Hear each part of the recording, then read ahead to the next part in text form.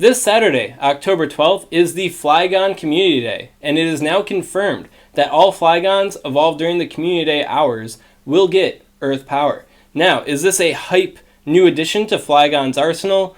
Well, not exactly. Checking out the DPS TDO spreadsheet on GamePress, which is basically a simple way to look at the raid viability of a Pokemon overall, compared to other ground-type Pokemon, Flygon is kind of at the bottom of the crew. Now, one thing I do want to highlight for Flygon here, though, is the Landorus forms aren't out yet.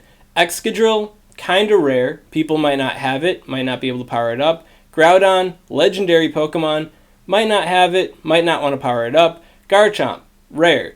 Golurk, kind of rare. Mamoswine, we're using those for ice attacks, right? So if you count out all those different obstacles, Flygon with Earth Power isn't that bad.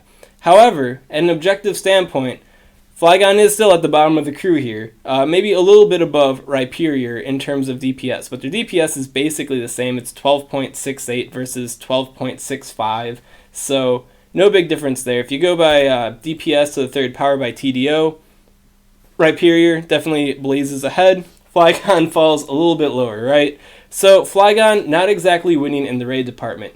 Now, in terms of Flygon versus its past self versus Earthquake Flygon, this is an upgrade. So if you are into unique clears, maybe you only like maxing one of each species, well then, hey, good news for you. If you're into Poke Draft, good news for you. Flygon is upgraded. And if you're not into these more exclusive Pokemon and you need a really good ground type attacker, well hey, Flygon has entered the arena. So overall, Flygon Community Day, nothing to break your back over, but it is an upgrade nonetheless. Now, as far as PvP goes, also kind of a similar boat here, yeah. In PvP, Flygon is a type of Pokemon that needs to hit hard and hit fast to get ahead. So we got Mudshot with Dragon Claw, that's the hitting fast, and then we got Mudshot with Earthquake. The Earthquake is the hitting hard. Earth Power hits softer than Earthquake, so by that extension, Flygon is technically worse with Earth Power. Think about Claydol in the Sinister Cup right now. Claydol has access to Earth Power and Earthquake. People that are serious about Claydol are using both of these attacks on their Claydol. You'd think you'd only need one, and then you dedicate the other slot to a coverage move, right?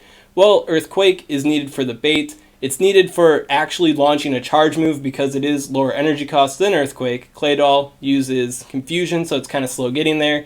But Earthquake is necessary to close some of its matchups, most importantly against Steelix. Earth Power is hitting way too softly. Earthquake, good deal.